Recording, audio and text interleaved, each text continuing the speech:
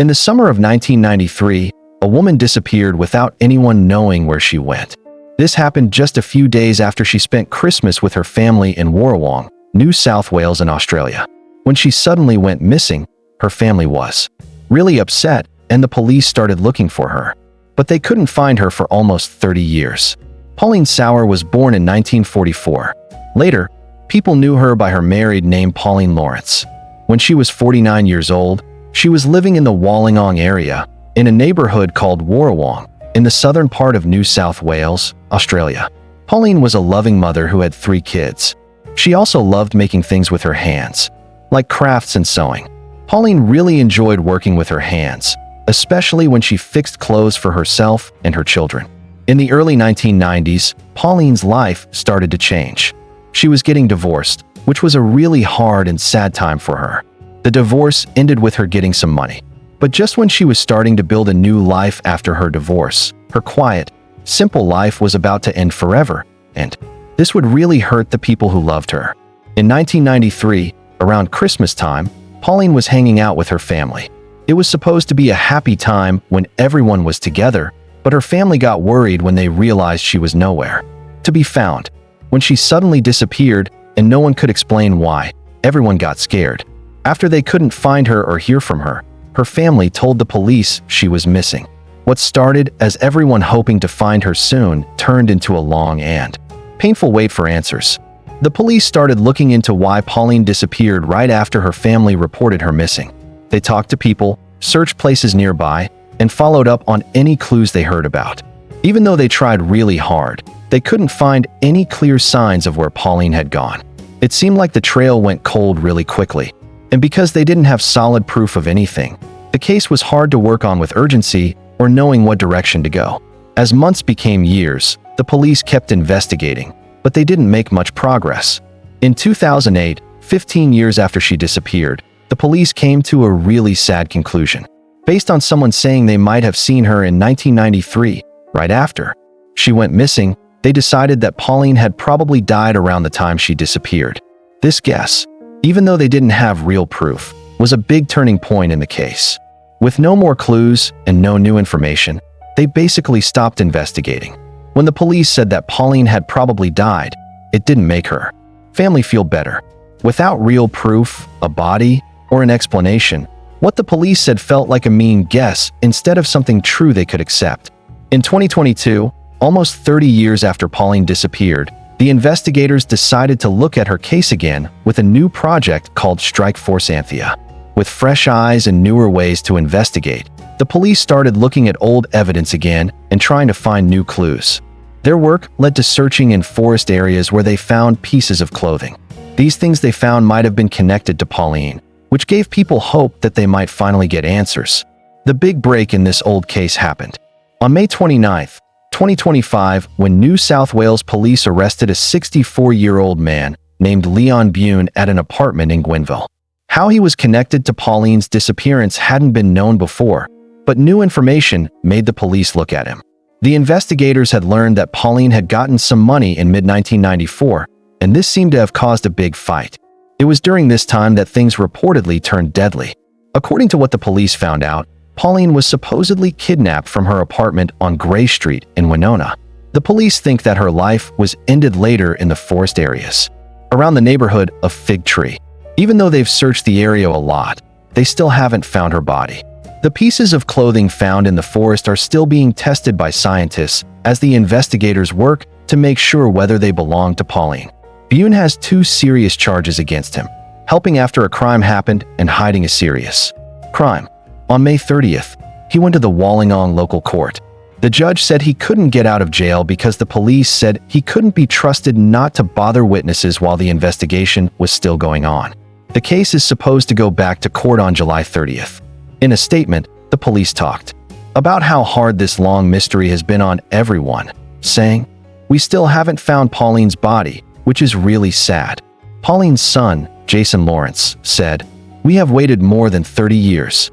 We're happy to hear today that someone has been arrested for our beloved mom's suspicious disappearance."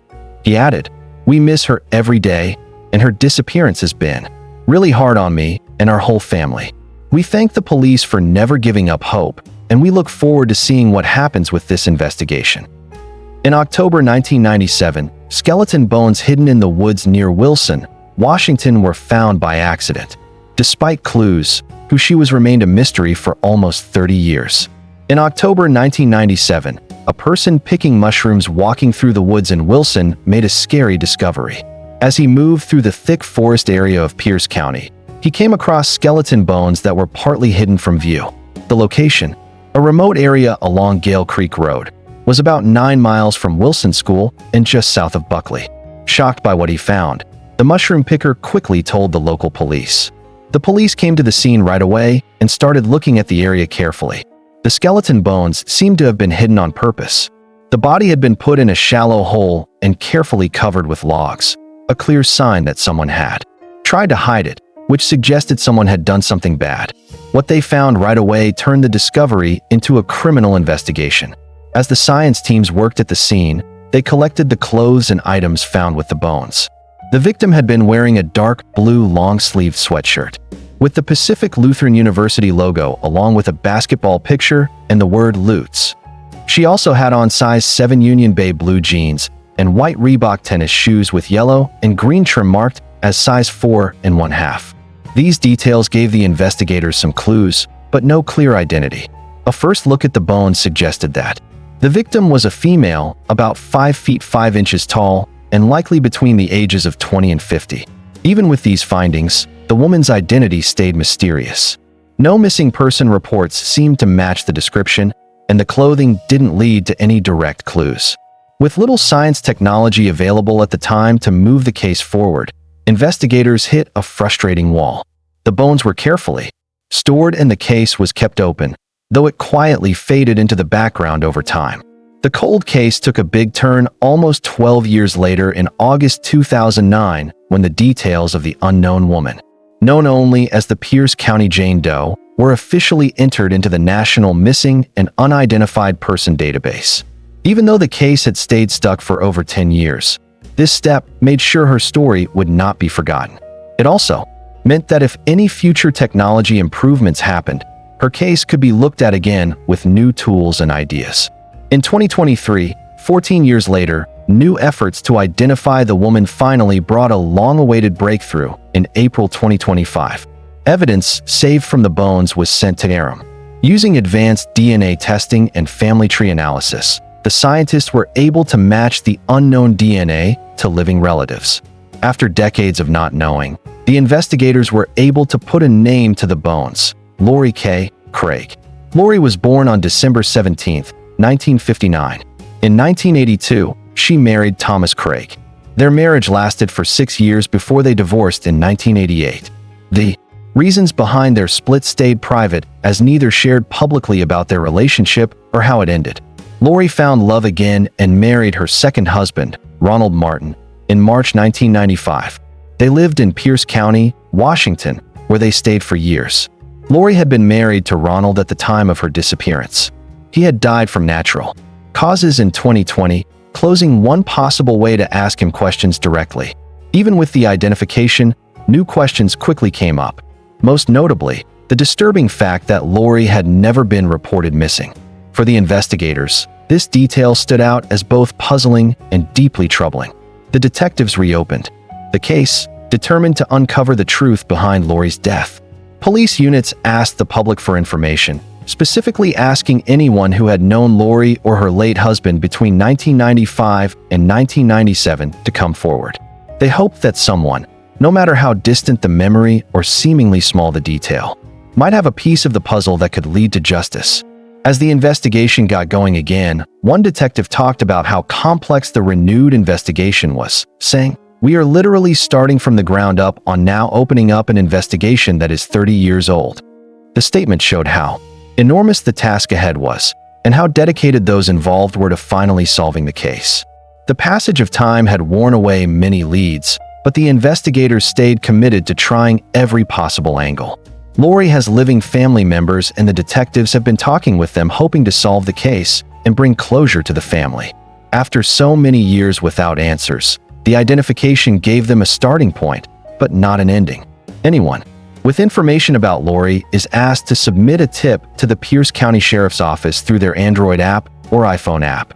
Tips can also be submitted anonymously through Crime Stoppers by visiting tpcrimestoppers.com or calling 1-800-222-TIPS.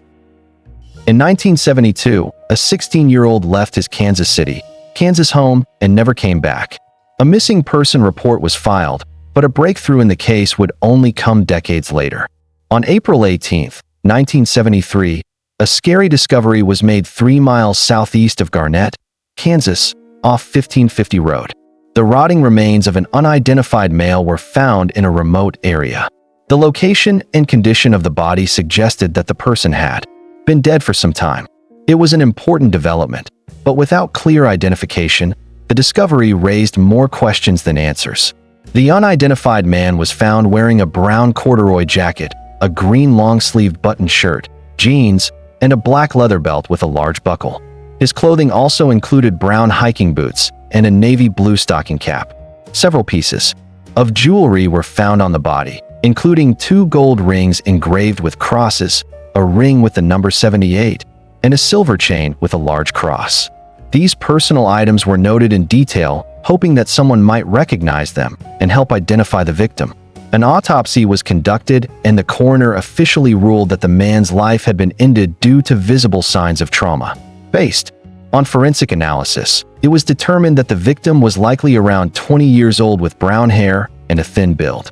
Despite the clues from the autopsy and the victim's clothing, the authorities were unable to establish his identity at the time. Throughout the years, law enforcement made many efforts to identify the remains and learn more about what happened to the young man. The investigators looked at missing persons reports from across the state and beyond, hoping for a match. Forensic sketches and reconstructions were attempted, and appeals to the public were made. Yet, no solid connection was found that could put a name to the victim or explain how he died. As time passed and leads ran dry, the investigation slowly lost momentum and went cold. In 2024, more than 5 decades after the remains were discovered, the Kansas Bureau of Investigation made a new effort to identify the remains discovered in 1973. With the advancement of forensic technology, samples from the unidentified individual were submitted to ARM. This effort was made possible through funding provided by the National Missing and Unidentified Person Database. By early 2025, a breakthrough emerged. Testing conducted by ARM had led to the identification of genetic relatives of the unknown man. This discovery marked a major step forward in a case that had remained unsolved for more than 5 decades. The results gave investigators new hope and a clearer path toward finally learning the identity of the victim. Acting on the information uncovered through forensic genealogy, agents from the Kansas Bureau of Investigation and the Anderson County Sheriff's Office began finding potential family members. Their search led them to the siblings of the unidentified man. After conducting interviews and getting a DNA sample from one of the siblings, the authorities submitted the sample for comparison. The DNA analysis confirmed what had long been unknown. The remains belonged to Jimmy Allen Dawes. After more than 50 years of uncertainty, Jimmy was no longer unidentified. Jimmy was born in 1956. In 1972, 16-year-old Jimmy was living with his family in Kansas City, Kansas. The Dawes household was a close-knit one, and Jimmy was surrounded by people who cared for him deeply. Concern quickly turned into fear when Jimmy failed to return home. His parents, worried by his absence and knowing this was not like him, filed a missing person report. The authorities took the matter seriously and started an investigation to find the missing teen. The police began searching tirelessly, looking through neighborhoods, talking with locals, and following up on any leads that could shed light on Jimmy's whereabouts. His family, who had lived with unanswered questions for decades, finally got confirmation of what had happened to their beloved son and brother. With Jimmy's identity confirmed, the case shifted focus. Local investigators and the Anderson County Sheriff's Office worked harder to uncover what happened around his death. The case, long treated as a mystery without a name, now had a face, a family, and a history. The investigators began working to trace Jimmy's final movements and identify the people he was last seen with. The authorities are looking at old records again, interviewing individuals who may have known Jimmy in the early 1970s and seeking new information that could finally reveal who was responsible for taking his life. The authorities urge anyone with information about the case to contact the KBI at 1-800-KS-CRIME. In August 2003, the police went to check on someone in Milford, New Hampshire, and found something terrible, a body that was rotting. People suspected someone close to home, but this brutal crime would stay unsolved for more than 20 years. Paul Hurl was born on November 16, 1952. He was from Massachusetts and made money by selling old things. At one time, Paul had been married, but the marriage ended in divorce. Even though they split up, he was still a loving father to his teenage son, Douglas, who he loved very much. However, Paul's relationship with Douglas was stressed and getting more troubled. Douglas had started having problems that were worse than normal teenage rebellious behavior. In Massachusetts, he had gotten involved with bad people and was getting in trouble with the law. These problems really worried Paul, who desperately wanted to protect his son from getting hurt more. Thinking that moving somewhere new could help, Paul decided to leave Massachusetts behind, hoping to give Douglas a fresh start. During the winter of 2003, Paul moved to 425 Nassau Street in Milford, New Hampshire. His plan had two parts: to open a shop selling old things in half of the house, and to get Douglas away from the people and situations that had gotten him in trouble. Even though Paul had good intentions, he couldn't completely escape the bad things that followed Douglas from their past. On August 27, 2003, a police officer came to Paul's house to check on him. What was supposed to be a normal visit quickly became a horrible scene. Inside the home, the officers found Paul's body in really bad condition. It had been rotting for a while. How awful the body looked right away made them worried, and the police quickly started a big investigation to figure out what had happened to him. A doctor examined the body shortly after they found it, and found out that Paul had died because someone had hit him really hard with something. The doctor said that someone had killed him, but even though they looked carefully, they never told the public what weapon was used in the attack. The investigators figured out that Paul had been killed sometime between August 23rd and August 27th. This timeline gave them only a small window of time to piece together what happened in his final days. They looked through Paul's personal life, searching for reasons why someone might want to hurt him, asking anyone who might have seen or heard anything strange, and looking into who he had talked to recently. The police talked to neighbors, friends, and anyone who knew Paul or his son Douglas, hoping to learn more. The police had reportedly come to the house multiple times before because of fights between Paul and Douglas. While these calls showed that there was a lot of tension in the house, Douglas was not thought to be a suspect in the case. Making things more complicated, just hours after Paul's body was found, Douglas, who was 17 at the time, was arrested in Massachusetts. He had been caught driving his father's 1995 Lincoln without permission and was also charged with having drugs. However, even with the arrest and the troubled history with his father, Douglas was clearly not considered a suspect. Even though they tried hard, there weren't many clues, and the investigation got harder as time went on. As weeks became months and no solid suspects or reasons emerged, the case slowly started to lose steam, and eventually the case went cold. 6 years later, in 2009, the case was officially added to the New Hampshire Department of Justice's cold case unit, where it stayed mostly inactive for years. In mid-2025, more than 20 years after Paul died, the investigators decided to look at the case again. The review was led by the New Hampshire Cold Case Unit, working with the State Police Major Crime Unit. This new look brought fresh attention to old evidence and used modern science techniques to look at the crime scene again. As a result, important findings came out from a newly released legal document that hadn't been fully looked at before. According to the document, one important detail stood out. Only Paul and Douglas were in the house when Paul died. Paul's last known contact with anyone was a phone call on August 23, 2003, shortly after 8 p.m. This timeline, along with finding his body wrapped under a tarp and carpet in the home, made the investigation much more focused. Evidence from the scene started to match up with suspicions that had once seemed unclear. More scientific testing was done on carpet padding that had blood stains on it, which had been pushed out of Douglas's bedroom window. The results showed that Paul could have been the source of the blood, while Douglas definitely was not.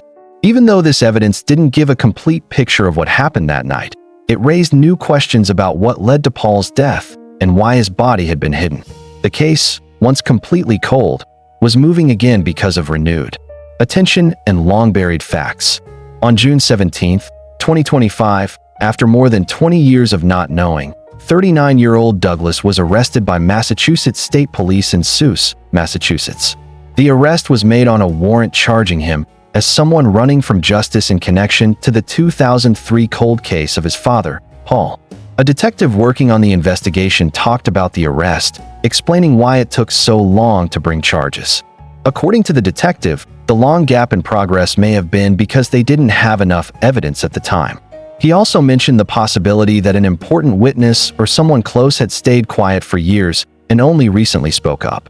That new information, the detective said, was very important to building the case and finally making the arrest. Douglas faces second-degree murder charges in New Hampshire. After his arrest, Douglas was held without bail while waiting for his court hearing in Essex County Superior Court in Massachusetts. Legal procedures were quickly started to send him to New Hampshire, where he would face formal charges and go to trial for the crime that had stayed unsolved for over 21 years. In August 1986, partial skeleton human bones were discovered in Genealogy, Georgia. Without an identity, the case went cold for almost 40 years. On August 9, 1986, a group of hunters made a scary discovery in a wooded area about 5 miles southwest of Genealogy in Gilmer County, Georgia. The location, situated just off the Appalachian Highway, was remote and quiet, far away from the daily activity of town life. As the hunters moved through the bushes, they found partially skeleton human bones scattered across the forest floor. Horrified by the scene, they immediately called the local police. The police arrived quickly at the location, securing the area to keep any potential evidence safe. The bones were in really bad condition with bones showing and separated, which meant that the body had been in the woods for a long time. The scene was disturbing and raised immediate concerns that someone had done something bad. The police began writing down and collecting evidence, but the condition of the bones made identification and investigation really challenging. A medical examiner was brought in to do a thorough autopsy on the bones. After the examination, it was officially ruled that his life had been ended by someone. There were no clear signs pointing to who the victim was, but the way the skeleton was damaged suggested someone had hurt him on purpose. The confirmation added urgency to the case, and investigators worked harder to figure out who the victim was and what had led to this tragic ending. They looked at missing person reports, reached out to surrounding areas, and examined any possible connections to crimes in the region. Every path was explored, from dental records to possible witness stories. But each path seemed to hit a dead end. Despite their efforts, no solid identification could be made.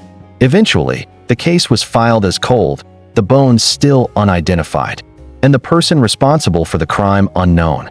In February 2024, almost 4 decades after the discovery of the bones, new life was breathed into the investigation. The Georgia Bureau of Investigation Cold Case Unit partnered with the Criminal Justice Coordinating Council and TRUMPS. Their goal was to use advanced DNA technology on the unidentified bones found in Gilmer County in 1986. With cutting-edge techniques, they aimed to do what had been impossible at the time of the original investigation. TRUMPS scientists used advanced DNA testing on the severely damaged skeleton bones. This process, which allows for detailed genetic analysis even from damaged samples, made it possible to create a family tree profile. Once built, the profile was entered into genealogy databases hoping to identify living relatives. The effort led to a nationwide search for potential family connections. Eventually, the break came through kin-SNP rapid relationship testing, a method used to confirm genetic links between individuals. The results pointed directly to David Clary. At the time of his death, he had been in his late 20s, which matched the age guess made during the first autopsy. His last known location before his disappearance had been in Gwinnett County, Georgia. In February 2025, his family was formally told. After years of uncertainty, they finally learned what had happened to their loved one. David Clary was born in 1957. He spent most of his life in Charlotte, North Carolina.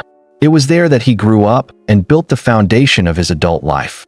At the age of 29, He had already begun to establish a routine centered around his work, which required frequent travel. His job often took him through Metro Atlanta and into various parts of North Georgia, a region he had become very familiar with. This constant travel was part of the hustle David had embraced. With David being identified, the emotional weight of the news brought both sadness and a measure of closure, even as it opened the door to new questions about his death. The case has been reclassified and remains open and active. The investigators are working to retrace David's final movements, hoping to uncover crucial leads that could point to a suspect or motive. No suspects have been publicly named, and the reason behind the killing remains unknown. The authorities continue to urge anyone with information to come forward. Anyone with information is asked to contact the GBI Regional Investigative Office in Cleveland at 706-348-4866. Anonymous tips can also be submitted to the GBI by contacting the GBI tip line at 1-800-597-TIPS 8477.